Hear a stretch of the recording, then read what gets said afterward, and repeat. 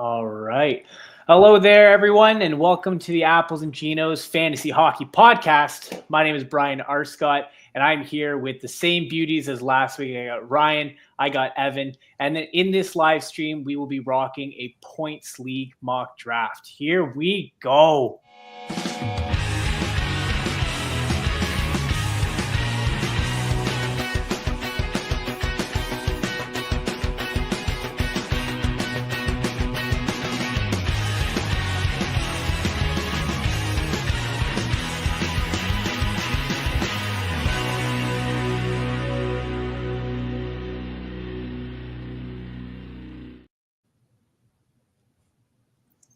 All right, let's go. All right. So, yeah, we're at it again. Welcome back, everybody.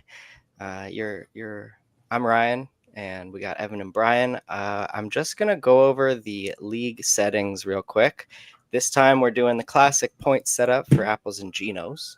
So we got goals that are 5 points, assists are 3.75, shots are 0.5, power play points another 0.5, hits are 0.3, and blocks are 0.6. And then for the goalie categories, we got a win as 2.75, a shutout 3, each save is 0.35, and each goals against is negative 1.5.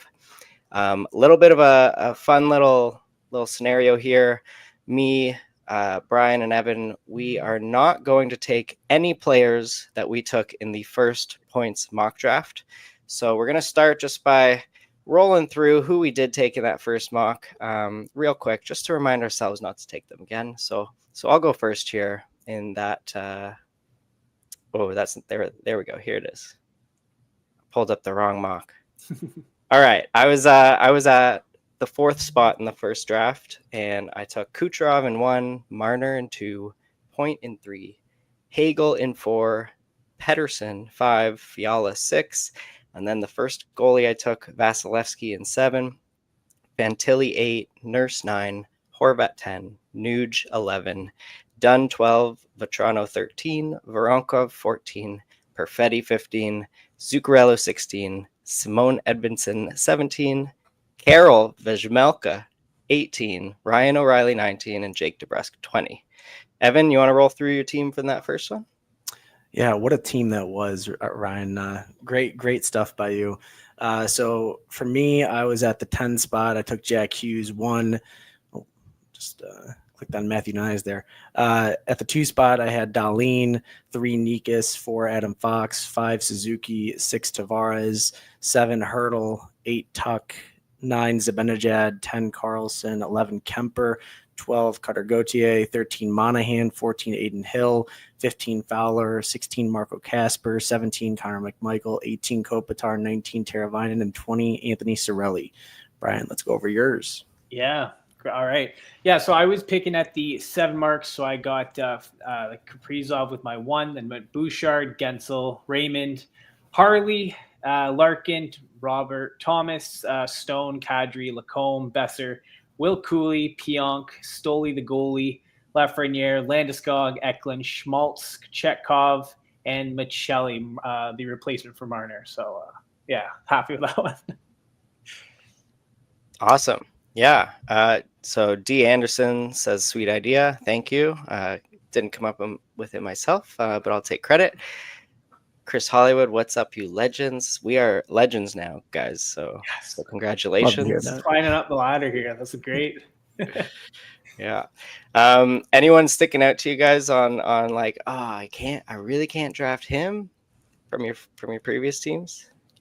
I got to go through this list one more time. I mean, like, I'm always a big fan on Kadri. Like, you can get him later. He shoots a lot, and I've always liked him. Like, same with Robert Thomas. He'll put up a lot of points. Absolutely no peripherals. So it's going to be difficult not to pick those guys because all my instincts will say I can get them. I should go out and get them. So that's that. Yeah, absolutely. I mean, Alex Tuck is a guy I'd target in a lot of drafts. Cutter Gauthier later in a lot of drafts too. I feel like those are probably my 2 biggest. But yeah, you find yourself drafting a lot of the same players in some of your drafts. Like, for example, Blake last year with Marty Nikas. Like, you just find value in these players, and so you want them in all of your leagues. But yeah, it's going to make it slightly more challenging. Yeah. All right, we are into it. So Nathan McKinnon goes first overall, and Evan's on the clock. Just from my previous team, I'm actually like totally fine not drafting any of these guys again. I'm super excited to get some new guys on my team. Evan, you go with Connor McDavid. What? Connor McDavid? Shocker. Who?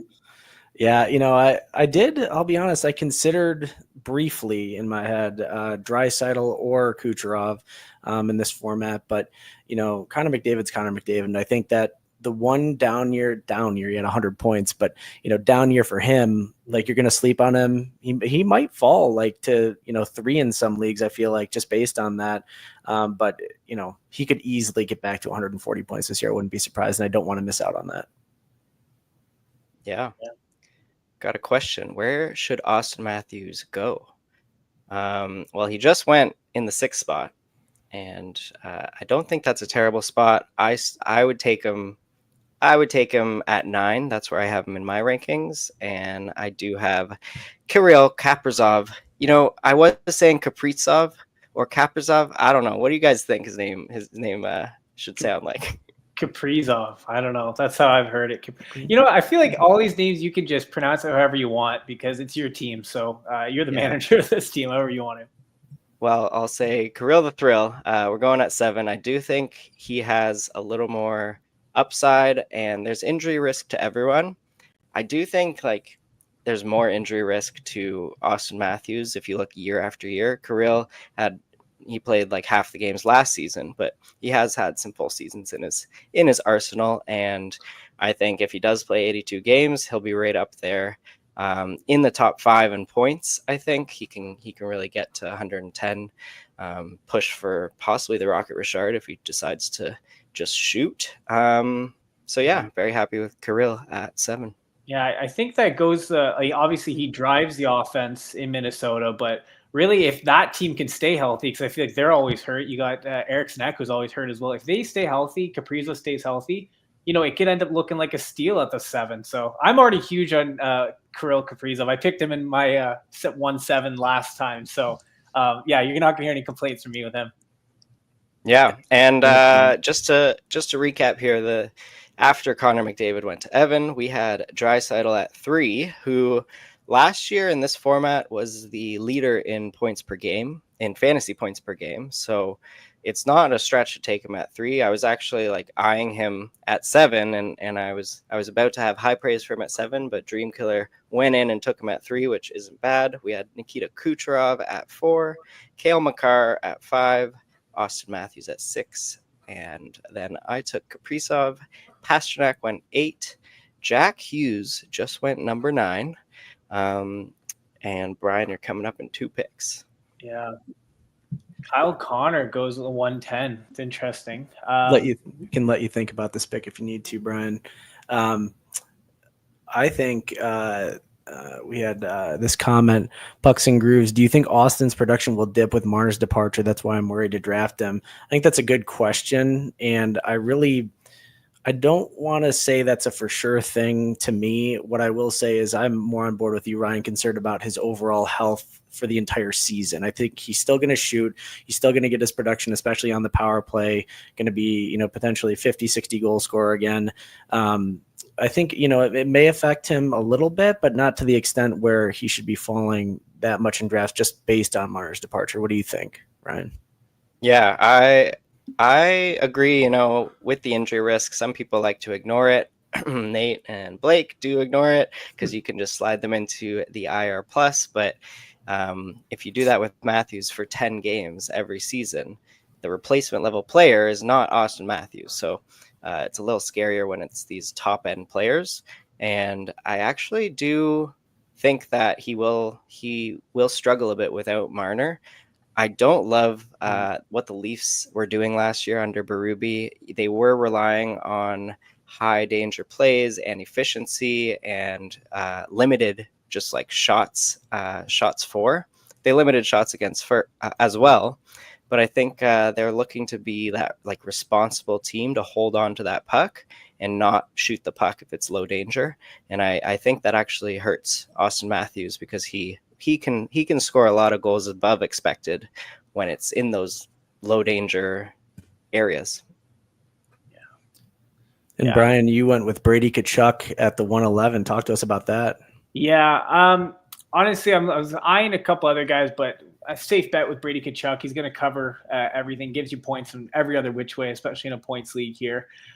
So I don't think I can go wrong with Brady Tkachuk. I don't think he's hit his ceiling yet. So I think Ottawa's up and coming still. I think he'll be a large part of that. So that's why I went with Brady Tkachuk.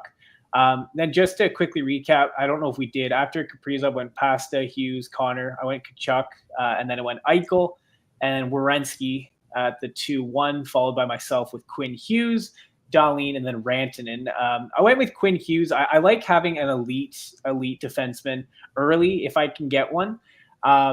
Just because there's only a few elite defensemen, and Quinn Hughes obviously drives the offense in Vancouver. If they can have some sort of a bounce back, then he can even have an even higher point ceiling than he had last year, and he was phenomenal last year. So that's why I went with Tkachuk. That's why I went with Hughes.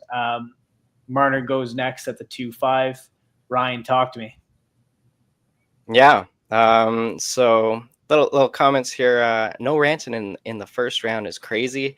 Matt, I do not think it's crazy. If you haven't heard by now, I'm a little lower on Dallas, and I'm a little lower on Rantanen without McKinnon in Colorado and without those minutes that he got, like up to 22 minutes a game. So I do think he will settle in more as an 80 to 90 point guy, which belongs in the second round, in my opinion. I took Philip Forsberg here. This is actually the same two guys I took not in the first draft. I'm allowed to do this, guys. I was gonna say, wait a minute. Yeah, in the Cats League draft, I got Forsberg at 2-1, and Kaprizov fell to 112. But I like Forsberg for a bounce back. He was like the only bright spot on Nashville last year, and even if Nashville is just as bad, Forsberg is valuable here. He'll put up the points, he'll get the peripherals, and I have him getting 81 points, and that's great. Yeah, he also shoots, he hits as well. That'll give you points in any league you're in as well. Like even Nashville, like they were a dumpster fire last year. Forsberg had a really slow start, but then he went super like nuclear for a little bit there, and he putting up a lot of points. And any sort of bounce back, I'm assuming Nashville, they can't get any worse than they were last year, and I think that bodes well for Forsberg. All right. Yeah, I like it. And another question here: how do you guys all project Werenski's point total for the 25-26 season? I believe if you were an Apples and Ginos patron, you could see Nate's projections on that already. I make my own projection over at Top Cheddar Fantasy, and I will share Zach Werenski. I am high on him. I have him as the second most valuable D in this format, and I don't think his production will drop off. He went nuclear last year and was amazing, and a lot of people might think that it isn't sustainable. I do think close to a point per game pace is sustainable for Werenski, and close to 300 shots from a defenseman. I think he'll lead all D-men in shots on goal. Yeah, he did that a lot. He did that a lot last year. He shot every single time he had the puck. It felt like I had him on one of my teams, and I couldn't have been happier with that. Just to quickly recap before we get to Evan here, we had Forsberg. Ryan, you went with the 2-6, and went Panarin, Tage Thompson, Willie Stiles, Nylander, Bouchard, and then Evan. What are you thinking? I go with Jason Robertson at the 211. Was big on this player last year. Drafted him actually in the third round in my own league.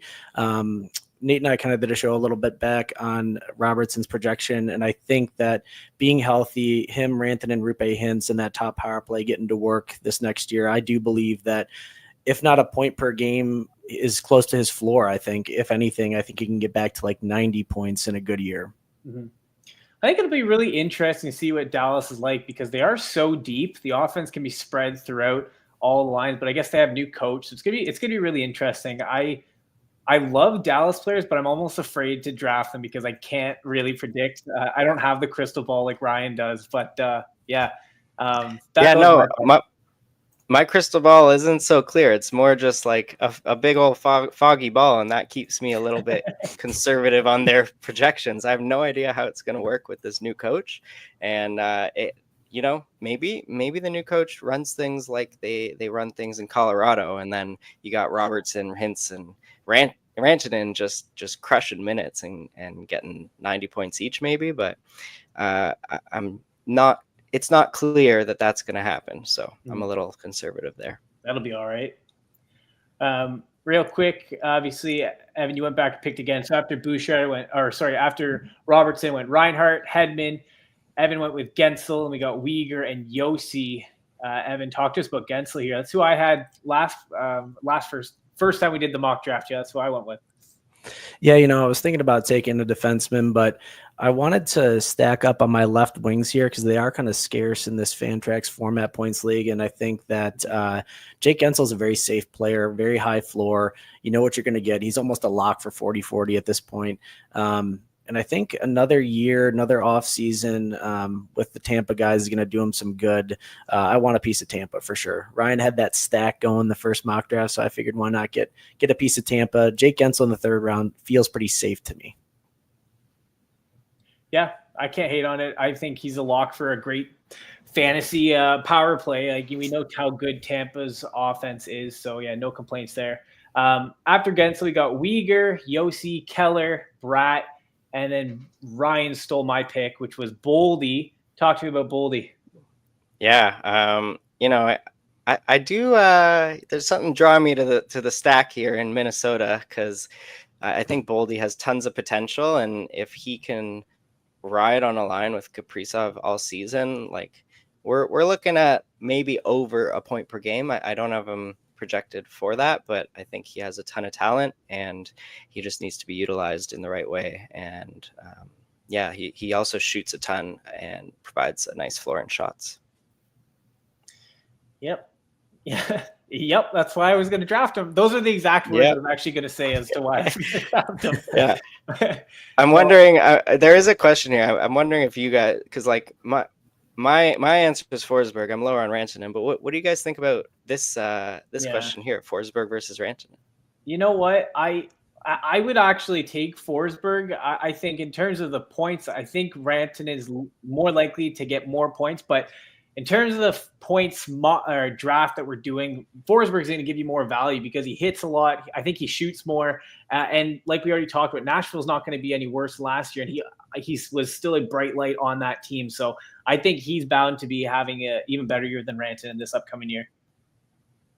Yep. Yeah, and just looking at last year's stats in this format, if you look at their point per game stats, like Rantanen still had a good year at 88 points. He had 6.5 fantasy points per game. Forsberg, you can argue it was a little bit of a down year, and he had 6.8 fantasy points per game. So I'm still liking Forsberg in this points format. Evan, do you concur? No, I totally agree. I actually traded for Forsberg last year. It was an interesting trade. I ended up giving up Mark Scheifele and Matvei Michkov for Philip Forsberg. Get your guys' take on that. But I think that in the end, it did work out for me. I had a surplus of centers, but I think that, Forsberg can hit, like he was at his worst last year, but it was because of Nashville. It wasn't because of him. He's going to shoot. He's going to hit. I think that he is more likely to have a bounce back and have a higher point per game total in this format than Mikko Rantanen. I would be willing to bet. Yeah, you probably traded Scheifele high when his shooting percentage was like 25%, but it only dropped down to like 22%. I know. Yeah, he was a great. I think I got him like in the 12th round last year. It was an absolute steal. But yeah, I had to both sell on him and Michkov at the time just because I was scarce on left wings, and Philip Forsberg being one of the better left wings, it seemed like a good opportunity. Yeah. Let me tell you a horror story, guys. Last year, one of my drafts, late round, probably around 11, 12 pick, I had the option between, I needed a center. It was Kadri or Scheifele. And I decided, you know what? I'm going to go pick Kadri. I picked Kadri, and he had a decent year, but would have been a great year if I had Scheifele. Let me tell you that. Let's see here. Okay, after. Yeah, go ahead. You got another pick coming up. I'll recap the picks over here while Appreciate you it. take a look at the fourth round. So after I took Boldy, we had Cole Caulfield go 3-8, then Mo Sider, then Jake Sanderson, and then Brian took Braden Point, getting in on those Tampa Bay guys that I'm not allowed to draft because I drafted all of them that first mock draft. And then we had Matt Kachuk to finish off the third round, and Nick Suzuki to start the fourth round. I'm trying to remember if I had. No, I didn't. You know what? I like Evan's idea of picking up left wing guys early because they do tend to go pretty quick. So I'm going to go with Hagel. I like Hagel. Got a stack, kind of got a little bit of a stack going now as well. I got Point and Hagel. I had to make sure I didn't draft in my last league, which I didn't. So that was good. But Hagel surprised me with how good he was last year, but the way he played all through the year at the Four Nations, I was really impressed with him, and I think I'm going to need to have him on my team. No matter where I pick him, I want to have him on my team. Yeah, Absolutely. can't argue with that. Ryan, I'm going over some of these comments here. Boldy over Points. I think that's a good argument. I think as a winger, I would take him over Points. I think that Braden Point is super valuable, and they should go in similar spots, but I am higher on a Minnesota bounce back and Matt Boldy as a point per game higher winger, 30 to 40 goals. And then I love this comment too, Lucio, no JT Miller is criminal. That is a good point. And I think Lucio also had this comment earlier, rank these Dobson, Hamilton, Jones. Ryan, I'll throw it to you. Or actually, I'm sorry, you're coming up. Brian, let's give it to you. Rank those. You know what? What was it? Was it Dobson, Hamilton, Jones? Is that Yep. Jones? I'd probably go Hamilton, 1, Dobson. Ooh, actually, this is interesting because Hamilton get overtaken by Hughes. Dobson is overtaken by Hudson and Jones. We don't really know what they're going to really do in Florida. I would still probably go Hamilton, Dobson, and then Jones, just because I feel like Florida's Florida. They're going to turn on once they get to the playoffs. We know that Hamilton, he shoots a ton. He'll get you points, likely starts the year on the first power play, but then he could get supplanted by Luke Hughes. So time will tell there. And Dobson, I don't think he has a chance. We get cracking the first power play unit. But I'd imagine even strength, he'd have exposure to Lane Hudson, and that's a money lineup there. So that would be my thought. What do you think there, Evan? Yeah, I'm somewhat similar. I think I would go Hamilton, Jones, Dobson. Even though Luke Hughes may overtake the power play at some point, I still think it's an unknown. And with the amount that he shoots, even if he gets traded, like he's going to be a power play quarterback somewhere. I think his fantasy value is still super high. I am interested to see what Seth Jones can do this year with the Panthers because he didn't really get he got the top power play spot, but he didn't really perform with it. The way I thought he would near the end of the year, but I think going into this next year that may change. And then we got Ryan taking Sidney Crosby at the 4-6. Great pick. I was looking at him as well. Talk to us, Ryan. Yeah, he's the boring pick here, and that's why he's dropping a bit. He's getting old. He's point per game, like that's what he is. He's not going to get 90 points at this age, but yeah, in the fourth round, I'll take him all day. And there was just to point to the point of Boldy over Point. I do have Point scoring more goals than Boldy. They're and getting more points, but Boldy is going to take around 70 more shots, and in this format, that's worth it for me. And I have Boldy getting a few more fantasy points than Point. And I'm saying Point way too much here, but when you look at two guys that are around the similar fantasy point projections, I'm always going to take the winger over the center. Yeah. And one more point, we should say the word point one more time. Point. Did we recap these last? Did I totally just miss that? Crosby, and then went Fox, Johnston, Ovi, and Dream Killer. You're on the clock. I think this is a good comment to bring up too. We kind of touched on it off the podcast. Is Matt Kachuk playing in 2025? We don't know. There's speculation that he's going to undergo surgical intervention for this injury. It's not confirmed, but If he does, he has the potential to miss close to the first half of this season. So something to note going into your drafts and taking a swing on Matthew Tkachuk. Yeah, and that is all just reports. Like we don't know anything over here. Where's my crystal ball? Said, I had it here. Yeah. And I don't know if you can really trust Matt Tkachuk either in everything he's saying. He tore it straight off the bone. Like, who knows what that means? And the reports from my memory is that he might undergo surgery, which would leave him out into like December. So there's a might there. So we don't know if that's actually going to happen. Yeah, we have no idea what it means, but we're all just speculating, which we love to do. Which is totally fine. Just real quick, after Ovechkin, we went Lane Hudson. Evan, you went with Sergachev. We went Raymond. And then you're up in a second. I don't want to throw it at you because it is your pick now. After Raymond went Dougie Hamilton. Ryan, what do you think about Sergachev at the 411? Yeah, that's a little early for me. I think in this setup we have 4 D slots, and I think with 12 teams, 4 D slots, with possibly no bench defenseman, the D pool is not that deep. And so when you look at value above replacement and try to look at like replacement level players of D, my rankings are a little lower on all these D, and I'm not going to reach, especially for Sergachev, who I don't think he can really improve on what he did last year. He was given the best deployment he could get on Utah, and it's likely to happen again. So I would expect, similar to last year, I would take a lot of these forwards that are still available over that value that he provided. Yeah. Evan, rebuttal? Absolutely. Ryan's totally wrong on this. No, that's a good thought. My thought was just honestly getting a relatively top tier defenseman. I think Sergachev, 53 points last year in 77 games. I do think Utah is a big team to look out for this year. They add Peterka. I think that top power play is going to keep rolling. Give Dylan Guenther another year. Give Logan Cooley another year.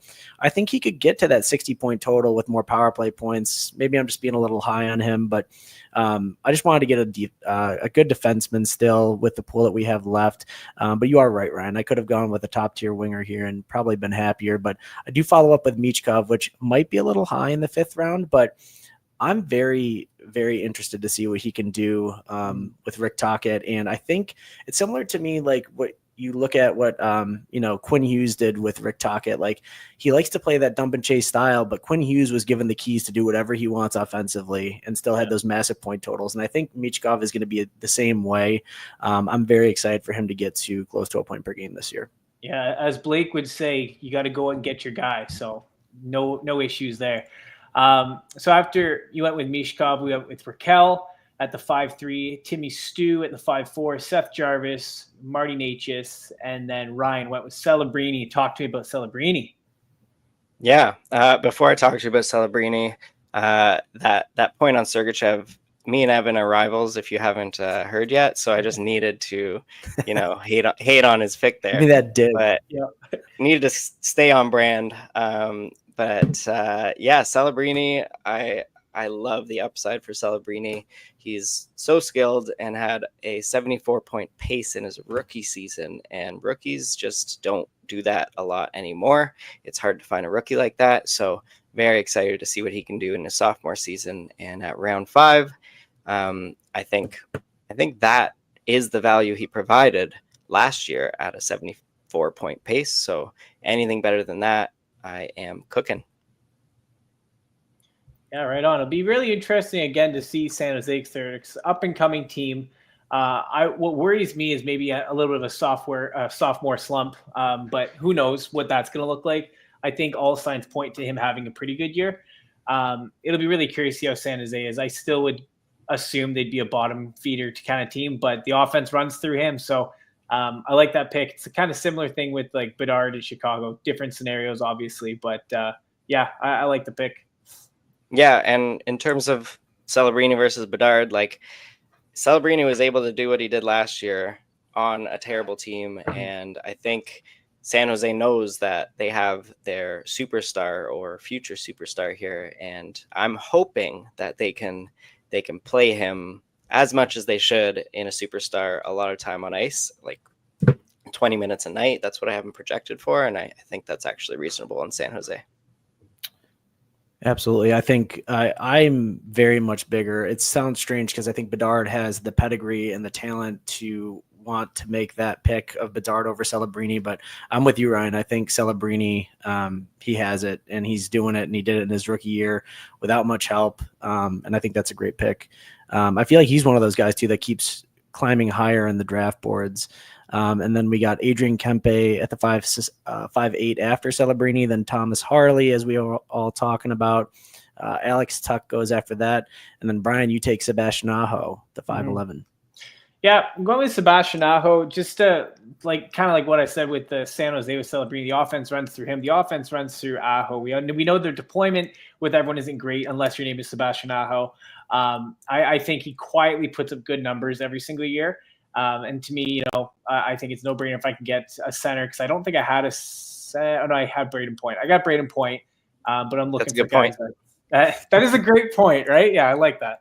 So I figured I may as well go with a guy like Sebastian Aho. Offense runs through him. He's a lock to get me some points. Real quick, after I picked Aho, went with Holloway, Gunther, and I am back on the clock. Gentlemen, go ahead and rip me apart where I look at my next pick. That's all you, Ryan. Oh, no, I only rip apart Evan's picks. No, Sebastian Aho, I don't think it's a bad pick.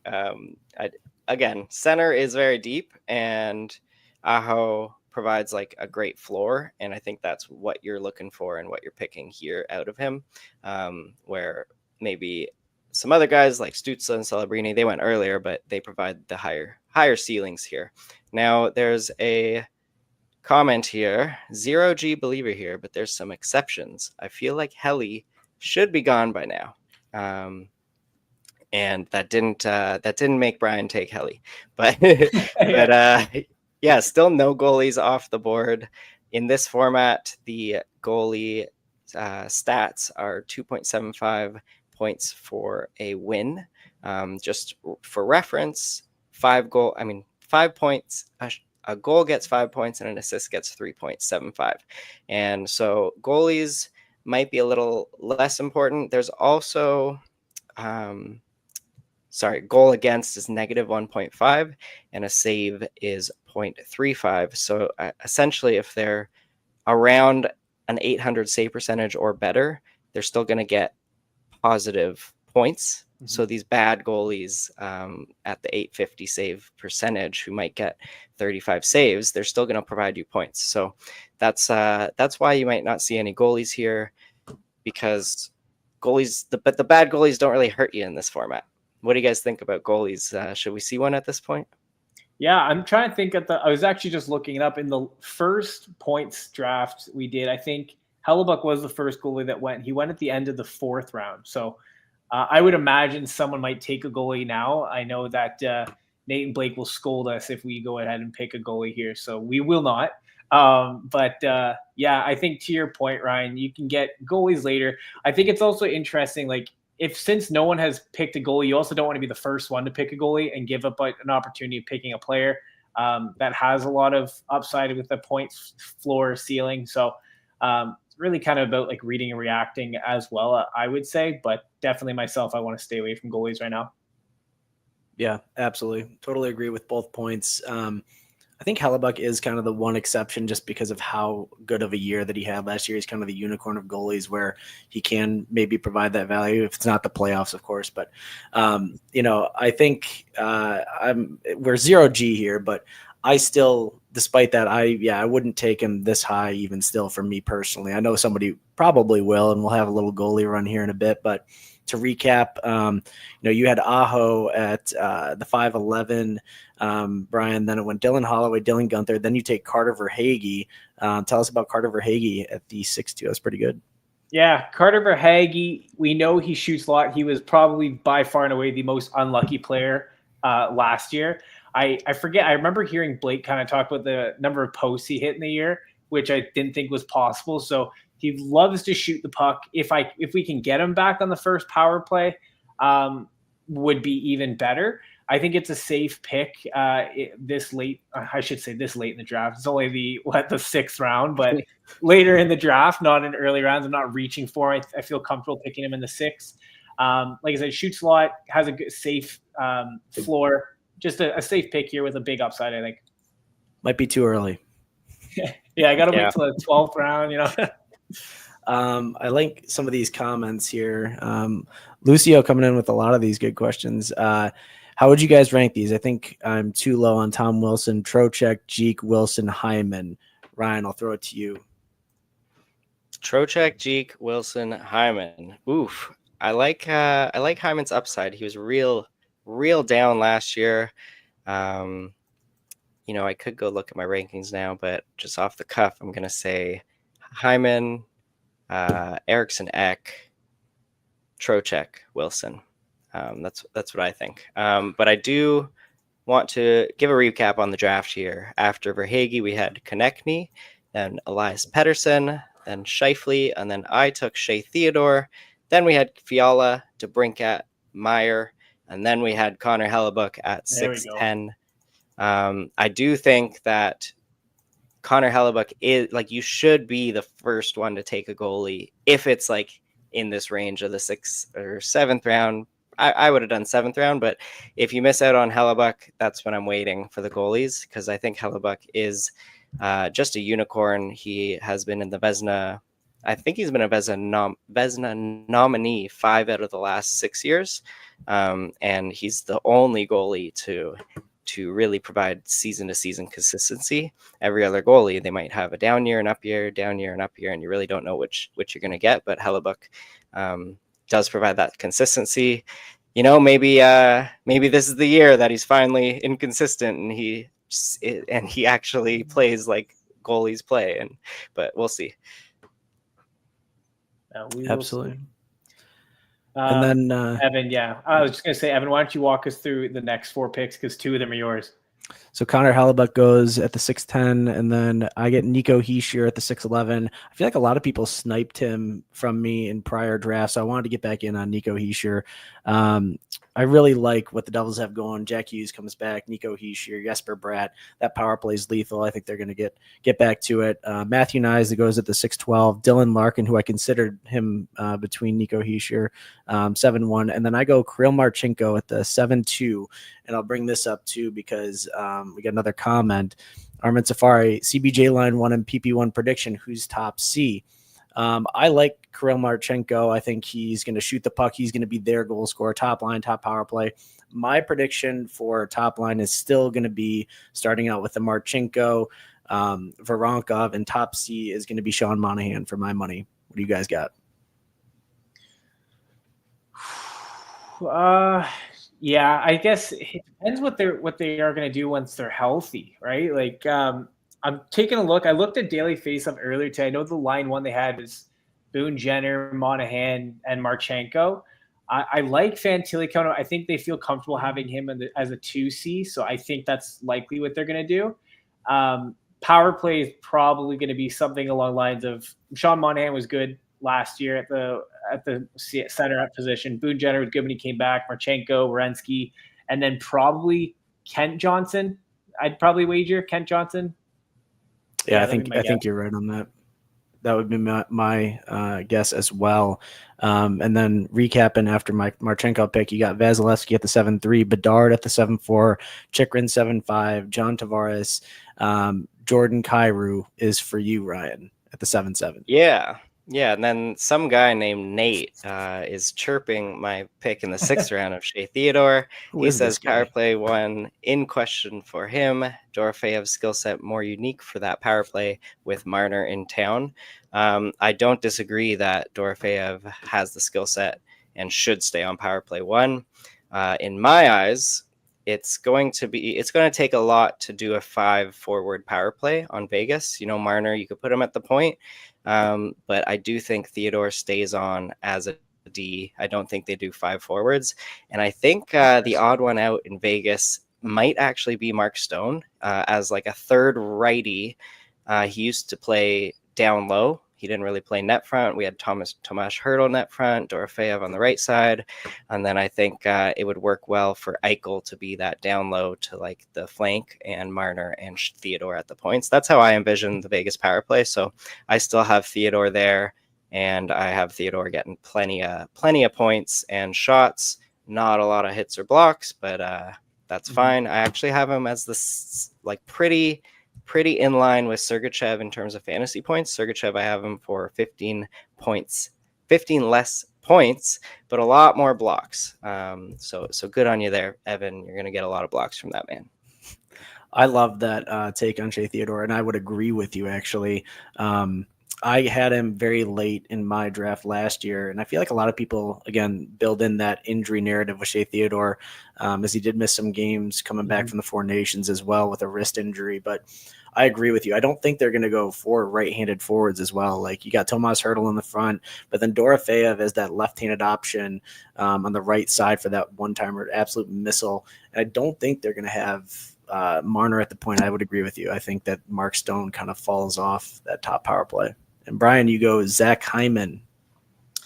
Yeah, Zach Hyman. That's strictly based off of hearing what Ryan was just talking about, those players when this comment was pulled up. So appreciate that. No, I had him in my queue for a while. I was surprised he kind of fell to me. But let me just take a quick decision on my pick first. We're gonna go. You know what? Yeah. In the meantime, someone's liking Jackie G Buckets, his draft, who had Kucherov, Nylander, Roman Josi, Ovi, Stützle, Meyer, and Bedard. Evan, what do you think about that team? Oh, I saw that comment, and I do agree. That's pretty stacked. Roman Josi, great defenseman. The one there's kind of two for me that I'm not as high on. Ovi going into this year, I don't know that I'm going to get a lot of Ovi this year, and I thought about Timo Meyer, but I feel like he's allergic to the top power play. Yeah. Like they're just allergic to putting him on the top power play. And if he did get that deployment, I would be all over Timo Meyer at that spot. But I can't trust it with Sheldon. If it was guaranteed, right, you'd feel so comfortable. Yeah. But yeah, I'm definitely on board. I don't know what it is. I know when Sheldon Keefe was in Toronto, he did that for a bit with Nylander. So I don't know what it is. He just picks one stud and he's like, you know what, you're going to be on the second power play, and just rolls with it. Yeah, it's pretty interesting. I did have a question about Ryan to Ryan about the Theodore thing, but I guess we are rolling, so we'll take it off air, I guess. But just a quick recap. I forget where we stopped. I guess I went at Hyman at 7-11, open 24/7. And then went with Tomas Hertl to round out the seventh round. Went Jackson Lacombe at 8-1. I went with Svech at 8-2. Then Zibanejad, Tom Wilson, Dorofeyev at 8-5. And Ryan, you're on the clock. I'll quickly talk about Svech here. I went with Svechnikov just because, I have Aho right now. I like the fact that he shoots, he hits, he'll give you some points. The biggest concern, obviously, shocker, is his health. I think I picked a walking Band-Aid last time we did the mock draft, which was Mark Stone. And this time I was like, you know what, I need another Band-Aid. I'm going to go with Svechnikov. If he can stay healthy, which has been a real problem for him, then obviously his point totals will go way up. But I like the exposure to Aho. I like Svechnikov, what he brings to the table. Ryan goes with Noah Dobson. Yeah, this isn't a hot take or anything. He's not unseating Lane Hudson on Power Play 1. I do have Dobson solely on Power Play 2, but I have him like at a pretty floor projection of 46 points and a ton of plenty of shots, close to 200, and quite a few blocks as well. I think he's going to get a lot of even strength minutes for Montreal, and I think I'm happy with 45 points. And if he ever maybe gets a sniff on Power Play 1, maybe they roll 2D there. We'll see. He has a lot of more of potential for more. Yeah, I really don't know what to make of Noah Dobson. I think once we have an idea, we take a look at training camp, how they're kind of maybe rolling out lines, what that might look like. But we know the talent of Noah Dobson. We know that he probably won't get Power Play 1, but he will likely be anchored with Lane Hudson, so in some capacity. So I can't hate on it, and he gives you a lot of others like shoots, blocks, so that's helpful. Yeah, and with your Svechnikov pick, like at the 8th round here, I'm totally fine with Svechnikov, and and you can bake in some time missed, some injury history. And now is the time where I think you can start to ignore that, because you can send him on the IR plus when he's injured. And then you're picking up someone off waivers who is only going to be like maybe 100 spots lower in some rankings, and you're going to get fine replacement value if Svechnikov does get injured. And then if he doesn't get injured and he plays full 82, that's amazing value in the 8th round. Yeah, appreciate it. And that's the thing. The thing with Svechnikov is that it's not if he gets injured, is when he gets injured. So I'm more than happy to toss on the IR and play around with some free agency pickup, stuff like that, because you can definitely make that work.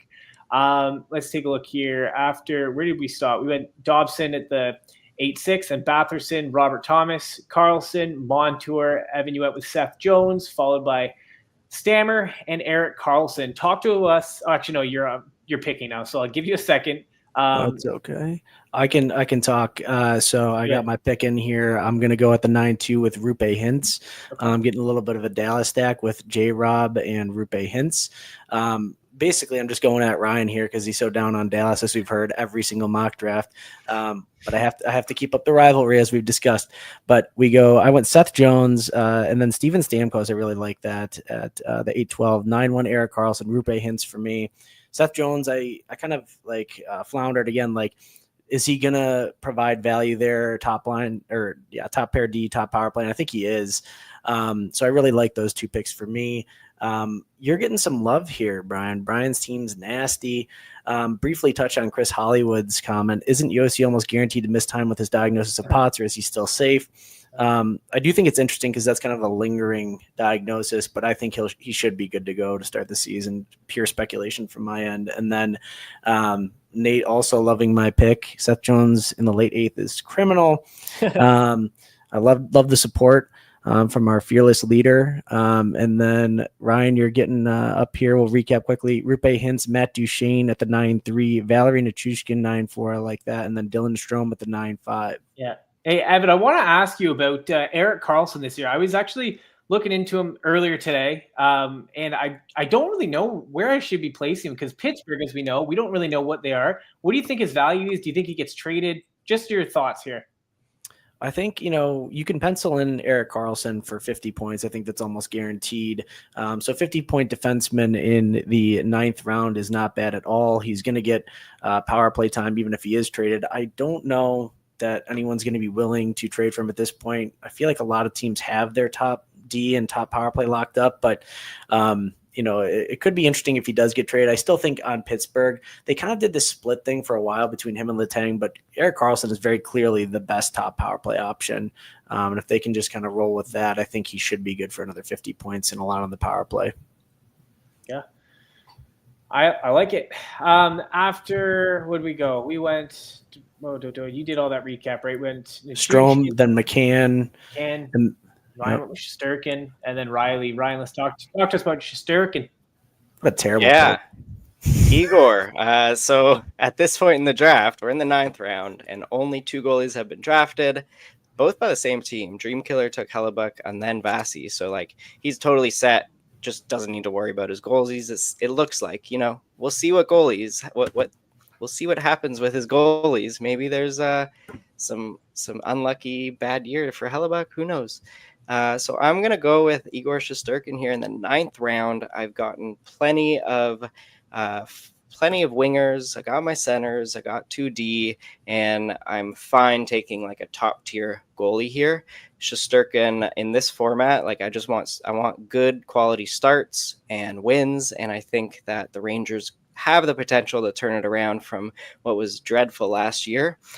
But Shesterkin got 61 starts last year. I don't think that's going to change. He'll continue to do so with Jonathan Quick backing him up. So I'll take that in the 9th round before a potential goalie run that we might see in the 10th round possibly. So I'm happy to get one of the top tier guys here.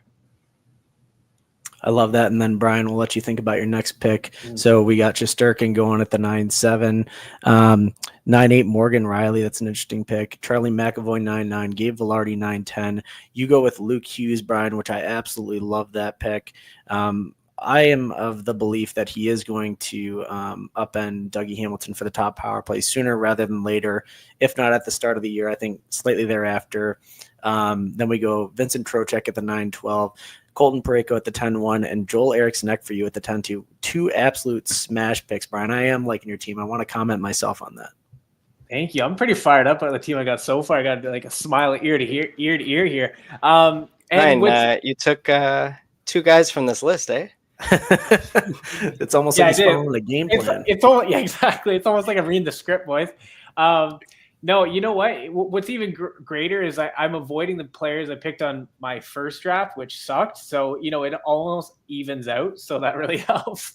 But yeah, I like Luke Hughes because I think this, we don't know, but I think this could be the year that he does supplant Hamilton on the power play one. We know what he's capable of. So this late in the draft, I think it's worth a shot. Eriksson Ek, again, another injury concern player. So that's a big risk factor I think I have with my team. There's a lot of injuries. I know we don't typically buy into the injury narrative, but that is something we want to take into consideration. Eriksson Ek will be, power play one, exposure to Kaprizov. I couldn't get Boldy, so I'm happy I got Eriksson Ek, at least someone else on Minnesota. And he also throws the body around, so it gives me all those extra peripheral points, I should say. So happy with the picks there. After I went with Eriksson Ek, we went with Ottinger, Marchand, Vince Dunn, and then Ryan's on the clock. Goes with Matt Barzal. Talk to us. Yeah, Matt Barzal. He missed most of last season.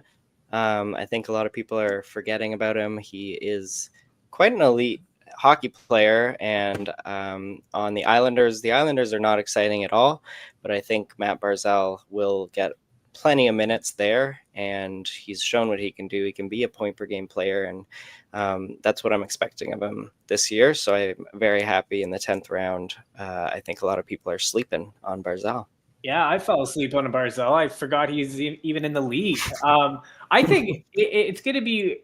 I don't really know what to make of the Islanders this year because I think they're a mess. But Tony DeAngelo on a power play, you got Barzal, you got Drouin there now too. Like, do you think Drouin's going to help Barzal on the power play? You think it's going to hinder? What are your thoughts with that, Ryan? Yeah, no, I don't think Jonathan Drouin is going to help on the power play, and I only have Barzal for 19 power play points. Okay. I think the Islanders will continue to have a lower than average power play, but Barzal should get all that power play one time, and it might be Tony DeAngelo with him and Bo Horvat there as well. So I just don't think there's I think there's a pretty safe floor for Barzal here. Again, I don't think there's a big ceiling, and I'm happy to just have Barzal's 75 points, maybe 80 points here with not that many peripherals, but in the 10th round, I'll take it. Yeah. All right. After Barzal, we got Gus Bus. That's who I was eyeing. Of course, I was never going to get him. So Gus Bus went with the 10-7. Then we got Quinton Byfield, Ryan Rust, Logan Cooley. Evan goes with Mackenzie Blackwood. Evan, do you want to chat about Blackwood while you're contemplating your next pick, or maybe I should let Ryan tear you apart? Let him tear me apart while I get into this next pick here. Yeah, as we get into a few goalies being drafted here, Philip Gustafsson was the 5th goalie taken. Ottinger was the 4th goalie taken. I took Shesterkin as the 3rd goalie taken. I think that, and then Evan here with Mackenzie Blackwood. I actually really like this pick. I think that Colorado went after Blackwood as their guy, and he's shown plenty of potential. He's battled injuries his entire career, and last year when he was on Colorado, he performed very well. I believe, 37 games, and he got 22 wins, a goals against average of .233 and .913 save percentage. So that's entirely in his wheelhouse this year, and Colorado should be one of the best teams in the league. So he can really surprise some people, I think, with his win totals, especially, and that's going to provide the points in this league. So I got nothing bad to say there about Evan's pick. All right, fine. We'll let it slide this time. Evan, you get a quick breather so that Ryan's not bugging you this one. So maybe the next round. But after Blackwood went with Terry, Markstrom, and then Evan, you followed up with Goss to spare. Let's talk to us about your picks here. I guess you don't have to justify Blackwood, but talk to us about your picks. Yeah, I kind of wanted to go with one of the better goalies still, just based on where my team is at in the draft here. I did want Troy Terry with my follow-up pick, great pick by Hollywood, then Jacob Markstrom. Then I went with Shane Gostisbehere. I was trying to see if I took him in the first mock, but I wanted to get one of the last few power play quarterbacks on defense off the board. He is not going to hit or block, but he is going to rack up those power play points, and I wouldn't be surprised for him to get to 40, 50 points with 20 to 30 on the power play to provide me some value late in the draft here on defense. All right. Yeah. We saw what Carolina's power play could do last year. I thought it was a bit of a surprise, but it had Gostisbehere at the helm there leading the charge. So I love that pick. You're guaranteed some power play points. Who knows, with Ehlers coming to town, the team could look even better on the power play, although they did lose Natchez, but that remains to be seen. I think that's a great pick at the 11-2. Following up the 11-2 pick, went with Sean Monahan at 11-3, Drew Doughty at 11-4, Mark Stone 11-5, Brock Faber 11-6, and Ryan's on the clock for 11-7. What do you guys think about Brock Faber this year? I'm a little surprised that he just got taken in the 11th. He had just such a down year in his sophomore season after crushing it for 47 points in his rookie season. And we got Zeev Buim coming in. What do you guys think about Faber this year? Yeah, I like Faber as a player. I do not like him as a fantasy option. I don't think he has the points upside. I think he's a great hockey player, but I will probably stay away from him as much as I can. Yeah, I echo that sentiment. I think Zeev Buim is a much better option. Brock Faber is just a solid all-around defenseman and more of a defensive defenseman. They put him in that role because they didn't really have anyone else. I'm actually surprised they didn't go with more of a 5-forward power play like some of these other teams, to be honest with you. But yeah, I'm not getting a ton of Brock Faber stock this year. And Ryan goes with Sam Bennett at the 11-7. Yeah. And I'm very happy right after went Adam Fantilli, because I really wanted to take Adam Fantilli here, but it's against the rules. I took Adam Fantilli in the first mock draft, so I can't do it here. I went with Sam Bennett. I really like both these players here. Sam Bennett earning that huge contract, getting paid almost as much as Sam Reinhart. And with the question marks surrounding Matthew Tkachuk, it's possible that Bennett does get a bit more power play time this year. And he'll shoot the puck. He is a chucker, and I like having those on my team to provide the safe floor, and he'll provide plenty of hits. So I think at a 50-point guy, I'm very happy here. And if he can get onto power play one, he can get up to 60 points. Yeah, I love that take. As Brian's going through his picks here. I had Sam Bennett in the Cats League, and he just smashes there too. But I do love Fantilli as well. I think that eventually he will get that top C spot in Columbus, and he is just such an incredible finisher with his shot. Great rush player as well. Brings the energy every shift. Miro Heiskanen goes after that at the 11-9. I am curious about Miro Heiskanen this year as well. I think if he falls this far in drafts, it's worthwhile considering. Brian, you go with Slavkovsky after Buchnevich after that, and then Protas. You've got another pick coming up here. So Ryan, I'm curious your take on Miro Heiskanen real quick, and then Brian, we can get back to your picks. Yeah, and interestingly enough, the same guy who took Thomas Harley in the 5th round is the guy who took Heiskanen in the 11th. So he's kind of playing it safe there and seeing, okay, who's gonna be on power play 1 to start the season, and he has that Dallas power play 1, and I don't think he'll drop the player who's not on power play 1, because both these players will provide some value still outside of power play 1. I do think Heiskanen, his floor is a lot lower if he is totally off that top power play. And he's an elite defender, and he might just be trusted for more meaningful defensive minutes, more even strength time, but less power play time, as Thomas Harley really crushed it last season. I agree. And Brian, you go. So we go Buchnevich after Miro Heiskanen, and then you go Slavkovsky at the 11-11, Protas at the 11-12, Donato at the 12-1, and you go Dustin Wolf, your goalie, at the 12-2. As soon as I made that pick, I'm regretting it. I should have waited even longer. But I love Dustin Wolf. I don't love the Calgary Flames, so that's why I'm regretting it a little bit. But Dustin Wolf, very, very talented goalie. I think I don't know what it is with Calgary and the Redheads, but they had Mika Kiprusoff and they got Dustin Wolf. So I love that. I picked Slavkovsky here at the 11-11 just because, get some points. He hits, gives me the peripheral points as well, and he has exposure to that first line with Suzuki. Probably still on power play 1, and I think Montreal's offense will get better. I don't know if the team as a whole will get better, but to be honest, with fantasy, I only care about the offense. So I think that's the way they're going to be going. So I'm happy with Slavkovsky at the 11, and Dustin Wolf. We'll see how this one pans out. I really do like Dustin Wolf, to be honest. I think that he was super underrated. A lot of people got him in waiver spots last year and absolutely reaped the benefit. He is definitely a top-tier goalie, so I wouldn't sweat on that pick too much. I do like him. Ryan, what do you think? Yeah, and I'm sorry, I'm blanking. I know they got rid of Dan Vladar, but who's the backup there now? It's a great question. Anyone in the chat know? I know they have a Devin Cooley, but that's definitely the third string. And they definitely brought in. We're looking like fools over here, guys. All right, we got that tough fantasy. So it's fantasy for goalies in Calgary. You're looking at Dustin Wolf. Oh yeah. Okay. I think we're forgiven because it's Devin Cooley and they brought in Ivan Prosvetov. So yes. It's not our fault to not know these guys. How do we not know who Prosvetov is? He's on everyone's draft boards. Yes, they are not. I don't think they are NHL goalies yet, and maybe they have potential to be. But I think Dustin Wolf will get a lot of starts. He had 53 last year. I think he should be around 60. Although, when we say 60 starts, this year might be a little different because there's a lot of back-to-backs more than usual and a lot of scheduling getting squished due to the Olympic break.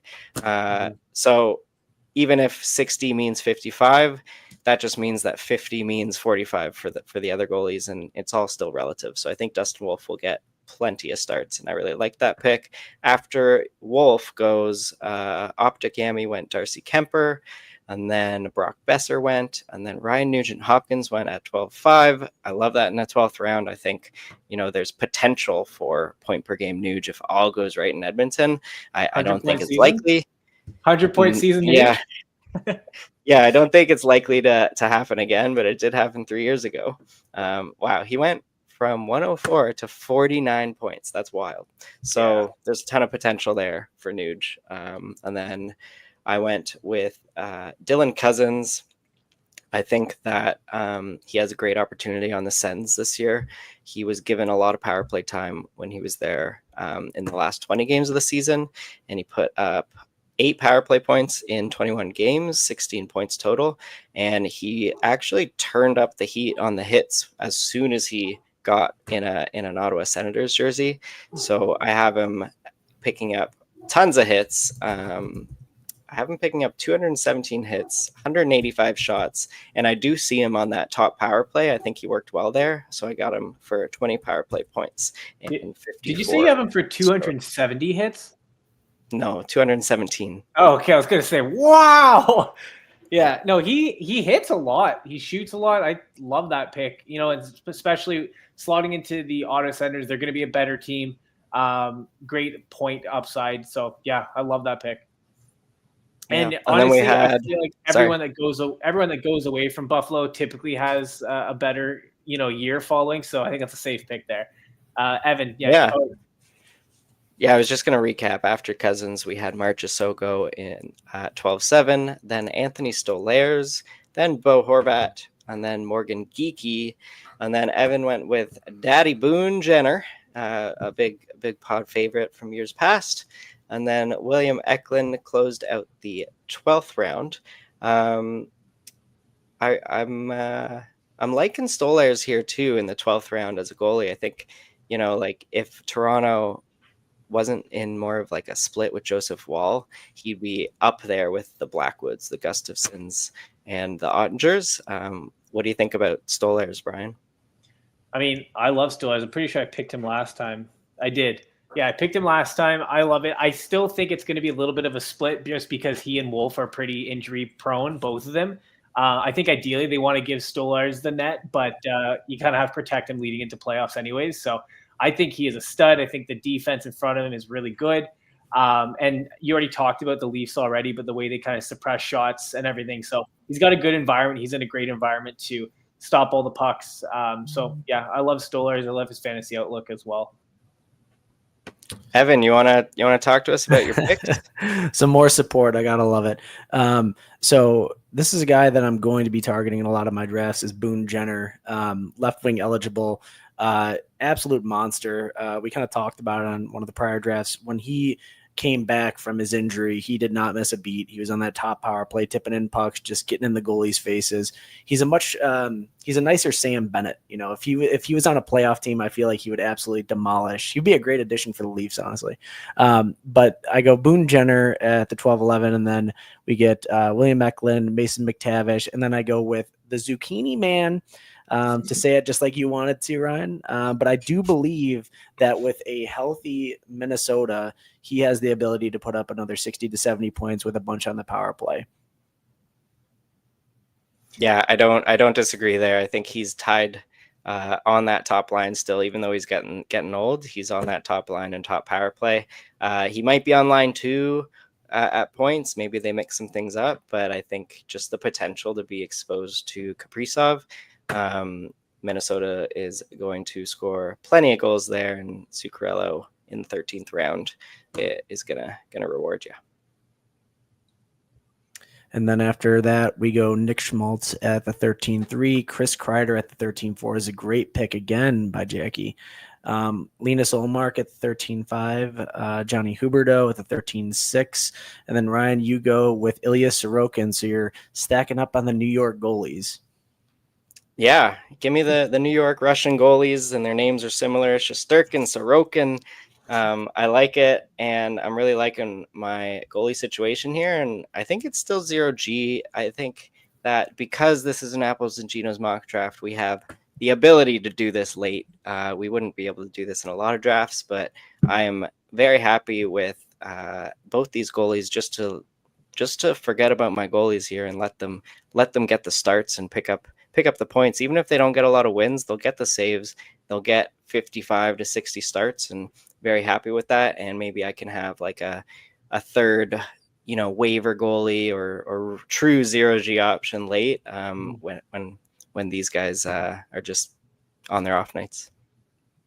I absolutely agree. I think you're crushing in the goalie categories because you got both of these guys, which honestly, I feel like Sorokin is just pound for pound one of the best goalies in the league.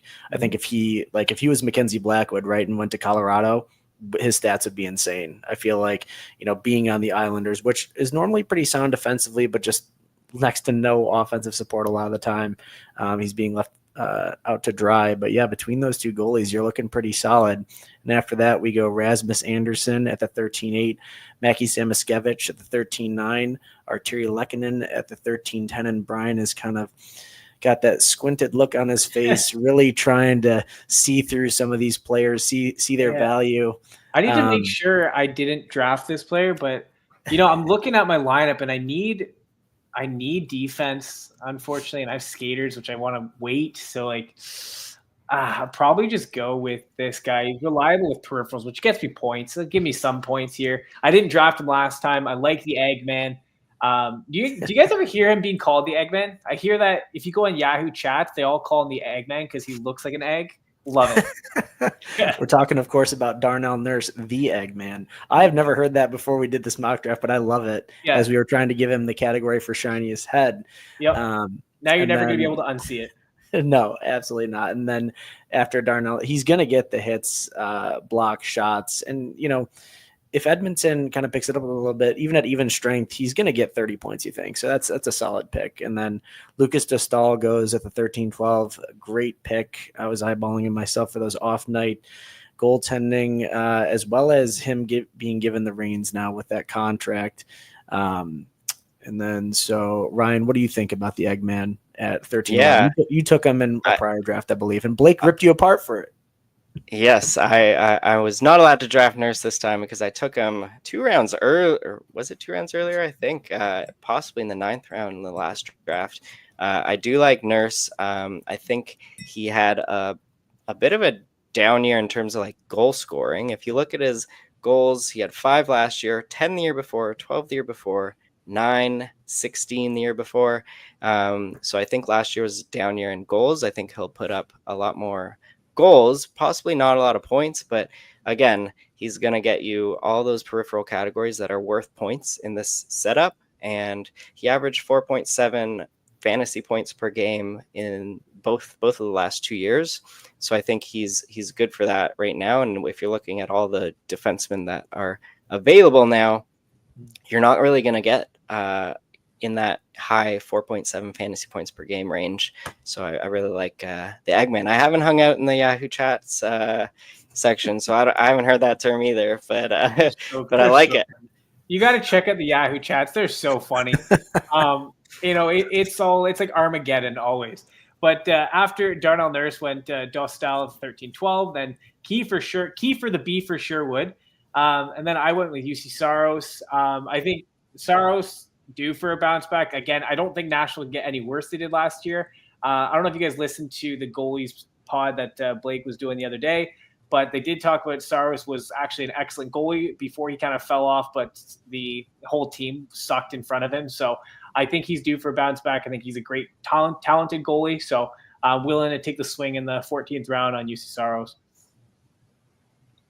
Yeah, no, I absolutely love that. I think UC Saros is a great zero-G option this year because everyone's going to be off of him based on how bad Nashville was and how bad he was realistically. But I do think he's a very, very good goalie, and I think Nashville is due for a bounce back. I don't think it can get much worse than what they got last year. So great pick here in the 14th. That's what I'm betting on. It can't get any worse last year. Who do we got now? We went, so after I went Saros, we got Taze, Pionk at the 14-4. Love that. I was actually debating on taking Pionk, but I realized I took him last time, so I had to stay away. And then we went with Beniers. Seattle's, I'm not big on Seattle. How do you think Beniers is going to do this year, Evan? Matty Boy, University of Michigan product. I feel like all of Seattle is just so hard to predict because we don't know if they're going to run with that true top power play, if they're going to continue to split it. I would really like to see him. He did get a lot of the minutes, though. He was, I think, over 20 minutes most of the year. So he's going to get the opportunity. It's just the consistency, the deployment, and how Seattle's going to function on the power play. He really impressed with his rookie year. And then since then, it's kind of been meh. So I think, 50 to 60 point Matty Beniers with some higher upside, if they get it figured out on the power play, is certainly possible. Yeah. They got to figure out the power play. Yeah. So, Casper? Yeah, talk to me about Casper.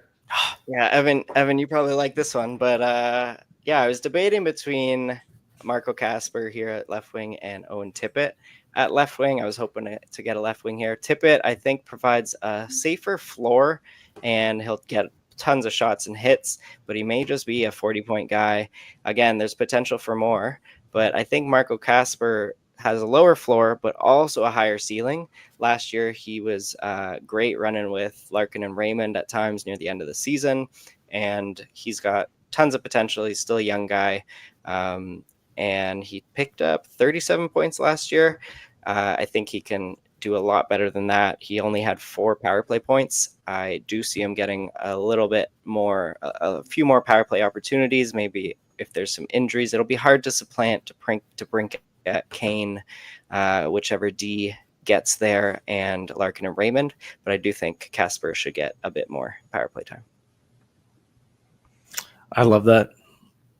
Yeah, I just going to kind of add to that. I love that that Casper had exposure to Larkin, to Raymond. I think Larkin and Raymond had fit in well there. And towards the end of the season, that's where you see a lot of his points were coming from towards the end of the season when they're making a push to the playoffs. And he just kind of turned it on. He's throwing the body. I like it. I think he's just a natural progression. He's going to have an even better year this year. And if he can get onto that top power play, then that's amazing too. So you'd be happy with that. Quick recap after Ryan went with Casper. We went Forsling, Patty Kane, Owen Tippett, Kent Johnson, Demidov, Evan went with Aiden Hill at the 14-12, Brant Clark, and then Evan's back. On the clock, Ryan, tell me why Demidov is a bad pick at 14-11, because it's Evan's pick. Yeah, no, I can't do that. I'm sorry. I'm sorry, everyone. I can't stay on brand. I actually like Demidov here in the later rounds. Oof, love that pick as well. I'll tell you in a second, but Demidov has such a high ceiling, and if he hits it this year, next year he's going to be going in the top 6 rounds. So real good pick there. And then Aiden Hill went, and then Brant Clark, and then Evan took. Who'd you take, Evan? Simone Edvidson, another Red Wing. I actually had Brant Clark in my queue, and then he got taken. I think I took him. I had to double check because I took him in our CADS league, not the mock or the points league mock. So I was going to take Brant Clark again because I do believe he is going to upend Drew Doughty for the top power play at some point this year. But Simone Edvidson is, in my mind, a much better skater than Seider, and I think he's a better passer too. I think he has a little bit more offensive upside. Seider is an absolute banger and a great defensive defenseman, but they're putting him in that top power play role. I think when they see what Edvinson can bring from a facilitating role, I watched him a lot, Grand Rapids Griffins actually, and he did quite well with that. So I'm excited to get him there as my 4th defenseman. Yeah, I love Edvinson there. I took him in the first mock, so I wasn't allowed to take him here. I agree with his skill set, and I think he's just a better option on that top power play unit, especially with Mo Seider being sent out so much, tons of minutes at even strength, tons of minutes shorthanded, tough minutes against top competition as well. I think if they choose to, pull him back a bit and just let Edvinson go on power play 1.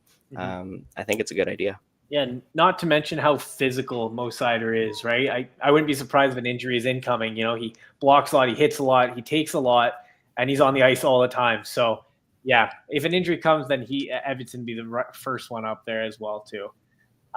Quick recap after Edvinson went to the 15-2. We got Granlund, Ekblad, Shabbat, Stankoven, Demko, Roslovich, and Vetrano. Ryan, talk to us about Demko. Yeah, I didn't really want to take a third goalie here. I wanted to take a third goalie in the last round, so I would be fine totally dropping them and be happy with that waiver option. But Thatcher Demko here, he just got a huge contract extension, and that tells me that Vancouver thinks that he is back to a bill of full health. So if Demko is healthy, he can be one of the best goalies in the league. That still remains a question mark, but in the 15th round, I think I could treat Demko as a 0G guy here, and if he's injured, send him on IR, or if he's playing terrible, I could probably drop him and stream the next best guy. Ryan, it's unbelievable. You should be thrown in jail for that pick because you sniped me, absolutely sniped me. He was going to be one of my last picks in my second goalie, but you go for a third goalie, hashtag 0G. But I do like your thought on that. And actually, he could be like a good take in the later rounds of the draft. And if he gets back to even close to his Vezina caliber play, you already have 2 really good goalies. He could be a trade piece for you moving forward in the league. So I really like that pick. Great pick. Not in this league. No one in here is going to trade for a goalie. Not in this league. Brian, you go after. So after Thatcher Demko, we get Jack Roslovic at the 15-8, Frank Vetrano 15-9, and Tyler Toffoli at the 15-10. You go Will Smith at the 15-11. And every time I'm calling out your players, it gets better and better. Yeah, I figured I'd go with Will Smith. I don't have an outlook really on him. I just like San Jose, what they're coming up and doing. And if everyone's going to have a little bit of San Jose, I want a little bit as well. Will Smith, he scored some nasty goals last year. He's got the skill. I like the way he kind of works with Celebrini when they play together. It looks nice, so I figured I'd take a shot on him. And then Elias Lindholm. And truthfully, this actually comes from listening to the most recent podcast with Nate and Blake. They were talking about the Bruins, their projections, and they kind of talked a little bit about if anyone's going to have a bounce back, has a lot of opportunities, Elias Lindholm. I'm willing to take a swing on Elias Lindholm this late in the draft. If it doesn't work out, I can drop him, pick someone else up. But I think if there is going to be some offense, some of it has to come from Elias Lindholm in Boston. So why not? Yeah, no, really good idea there. He's going to be stapled to the top power play as Blake and Nate went over in their projections. It's strange because I feel like, everyone thought he was going to be much closer to a 60-point floor on Boston playing with Pasta. It didn't really work out that way, but I do feel like he could have a great opportunity to have the potential to get back there. And this late in the draft, I think that's a really good idea. Yeah. And then go ahead, Brian. Yeah, I was just gonna add, Lindholm he played a little bit with Pasta, so not too much, but when he did play with him, they were really good together. So that is something to keep in mind. If they do get back on the same line, then that could really help out Lindholm. Any exposure to Pasta is going to go a long way. And then I'll beat you to it here, Evan. After I went Lindholm, went Wallman at the 16-3, Logan Thompson at the 4, Cutter Gauthier, Tony DeAngelo, Sergei Bobrovsky, Parikh, Norris, Decord, and then Evan is up. Ryan, talk to me about Tony DeAngelo. Tony D. Yeah, I mean, at the 16th round, if you can get someone on the top power play, you go with it. Last year, he played very well in that role. He had 19 points in just 35 games, and I think he'll be trusted in only offensive minutes on the Islanders. Again, like, he's on the top power play, but the Islanders aren't going to have an amazing power play. If they do, I'm set with Tony D and Matt Barzal. But at this point, very happy to have a top power play quarterback. And if he gets taken off the top power play, I will be fine to drop him at this point. Yeah, couldn't agree more. I'm almost kicking myself because I did totally look past that. I know the Islanders won't have a great power play, but like you said, Tony was great when he did quarterback that power play. I did like him for the time that he was there. So why not take the chance this late in the draft? You're taking swings. Some of them might hit, some of them might miss, and that's totally fine. You already have a pretty set and established team, so we're laughing at this point. After Tony, I think I covered these with Bob, Parikh, Norris, Decord. Evan went with Montembeau at the 16-11. Connor McMichael at 16-12. And the start of the 17th round, we got Shabanov, not too familiar. Shabanov, and then Perfetti. Evan, talk to us about Montembeau and Perfetti, Mom Spaghetti. Yes, I think Montembeau, there was kind of that split between him and Primo at the early start of the year, but then Montembeau really took over. And I'm a Montreal believer. I do believe that they are going to continue to be better. Nate kind of outlined some of their team stats were overperforming last year, but I think with their younger guys getting older, you've got some established guys like Caulfield and Suzuki. I really think they're going to continue to get better as a team, and Montembeau may continue to face a lot of shots, but that's only going to help him for his points. And then we go Connor McMichael after Sam Montembeau, and then I go Perfetti. He's easily going to be that top power play spot. With Nick Ehlers out. And I think that with that addition to the top power play, his points are going to continue to climb. And I think he's always like this, such a boomer bust player with his deployment last year, but there were times where he was like getting like 4, even 5 points in a game. And you're like, whoa, where's this player been at? But then he goes quiet for a few. But I think with a consistent top power play deployment, his point total can get up closer to the 60-point range. Yeah. Can't really argue with that. I honestly, for a second, I almost forgot that Ehlers was no longer in Winnipeg. So that is a great snipe there. Great pick. Good outlook. That's what happens when you pay attention to fantasy hockey. Great job. Perfetti, I like it. We'll see what Winnipeg did or will do, because I know they relied on a lot of efficiency. So we'll see them.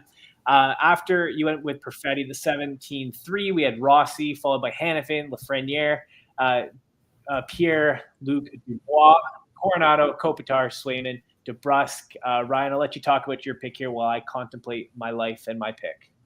Yeah, I took Mr. Matthew Coronado, and I'm very high on this guy. He was trusted on the top power play to finish off last season, and I think he will get that opportunity again in Calgary. He was stuck on that third line a lot with Blake Coleman and Mikhail Backlund, which, might be good for his development, learning to play whatever the right way might be. But I think he definitely has potential to be paired with more skilled guys, maybe Connor Zary, maybe even Joel Farabee, or maybe even Kadri and Huberdeau. So I'm liking Coronado, and this might be a hot take, but he's going to get 200 shots on goal this year. Book it. I will book it. I like it.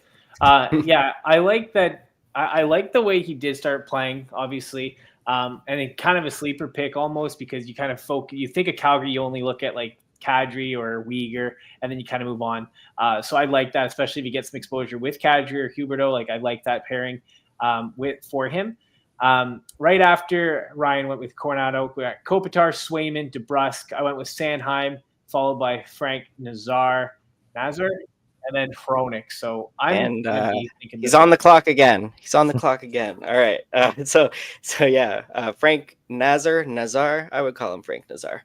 And then Philip Hronik at 18-1.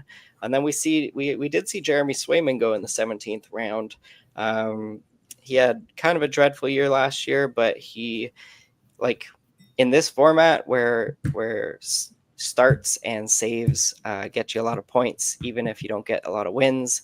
I think this is a great pick here. Who knows if he rebounds, because Boston is looking more like a rebuilding team, but I do like Swayman as a late round flyer here. I would have to agree with you there. I considered actually taking him over Montembeault. I think that Swayman has a better defensive structure around him and probably the ability to get more wins, obviously, with Boston. So I do think that's a great late round pick for a goaltender. And then you go with Anders Lee, Brian, at the 18-2. Yeah, I did.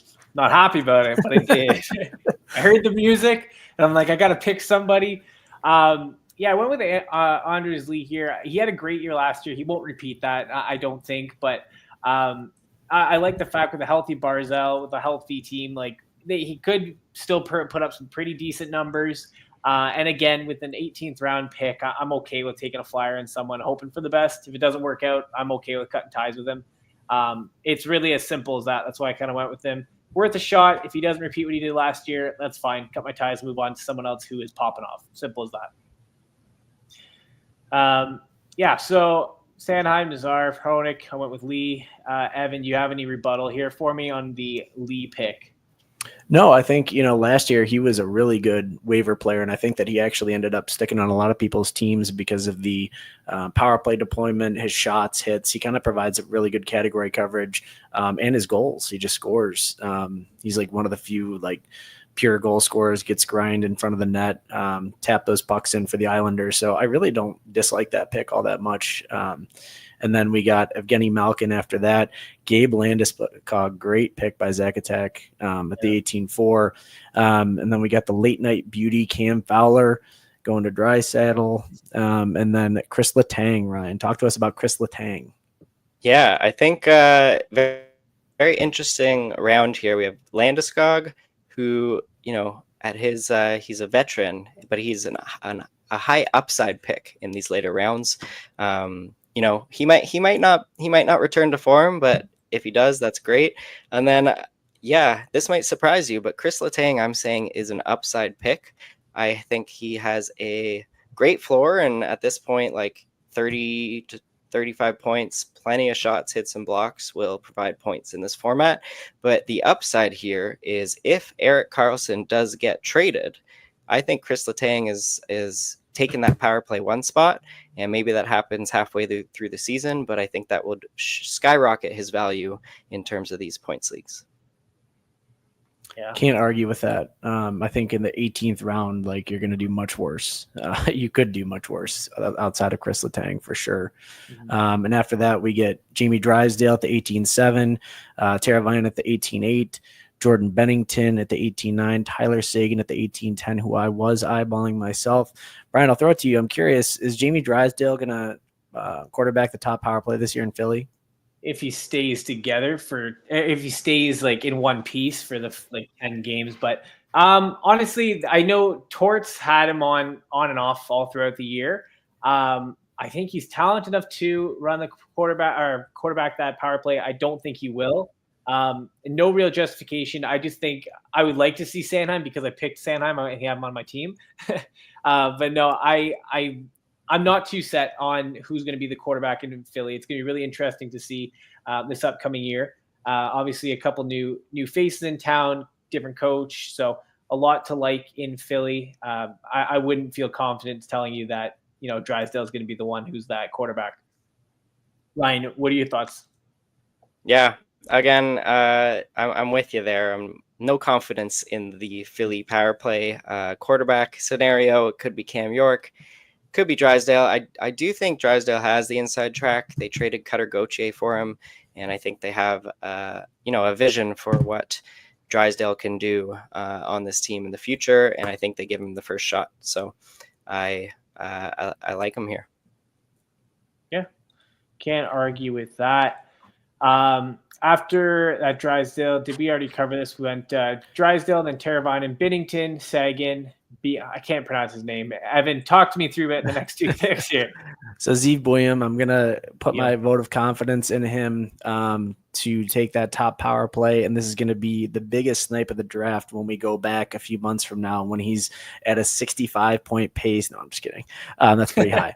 We'll wait for the Apples and Ginos projections to come out. Then Will Cooley at the 18-12, 19-1, Pyurko Chekhov. I go Leo Carlson at the 19-2. I feel like he is going to provide some value this late in drafts as a center spot. I think it's tough because Mason McTavish, if Mason McTavish wasn't on the Ducks, I think Leo Carlson could absolutely get to, a 65, 70 point pace. But I think that Mason McTavish is going to get all the love from Joel Quenneville because he plays a harder game. And he's more or less more established too, but I still like the pick. We then get Romanov after that, Karel Vejmelka at the 19-4, Matthias Ekholm, and then now we're waiting on that. Ryan, real quick before your pick, what is your projection for Zeev Buium? Any thoughts on that? Yeah, I'll dive in. I got him getting some nice power play time. I got him actually getting on that first power play unit, getting 16 power play points, but only coming out to 38 total points. It's hard to project these rookies, but yeah. My pick here in the 19th round, someone who is not very exciting, but we got Braden Shen. I think in St. Louis last year they had more of a split power play, and Shen had great even strength deployment. He is trusted in St. Louis, and I think he has a nice floor, plenty of shots, plenty of hits. And in the last quarter of last season, he was playing with Jordan Kyrou and Dylan Holloway.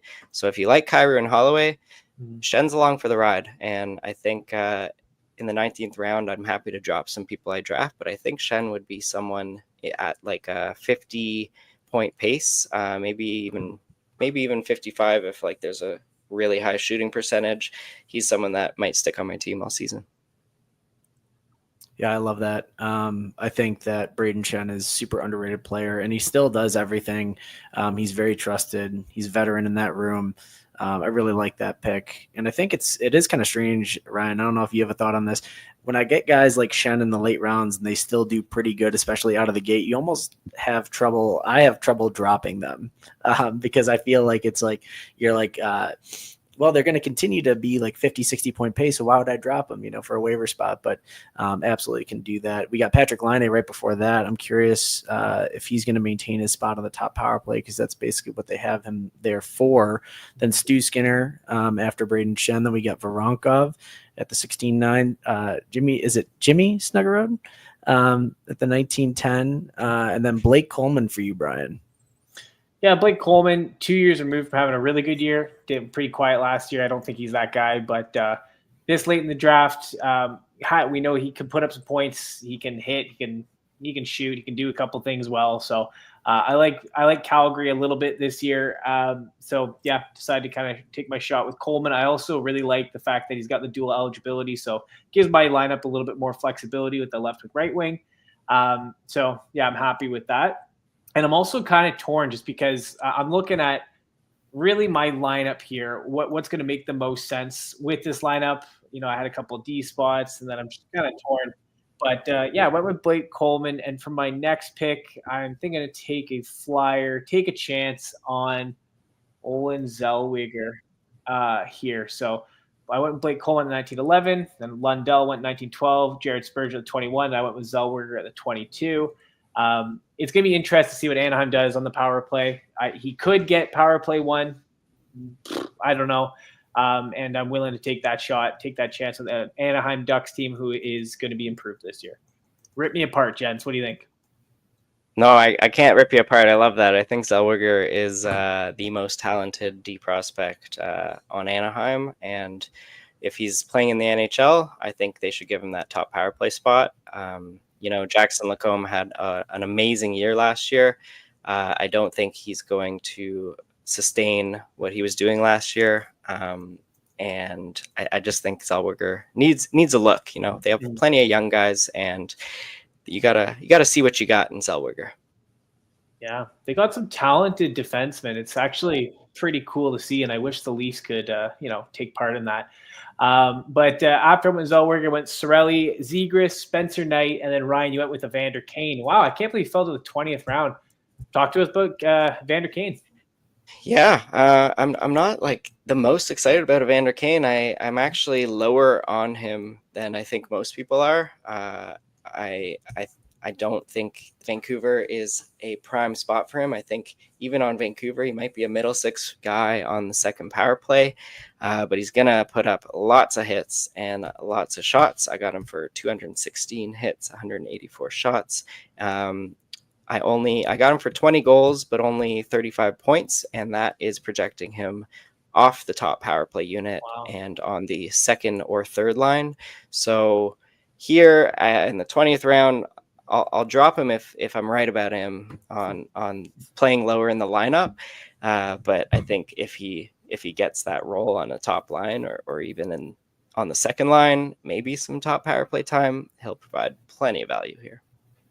Yeah, as we know, Evander Kane, it'll be interesting to see because Vancouver just got rid of some locker room drama, so it'll be interesting to see what Kane's fit is there. But we all hope for the best, of course.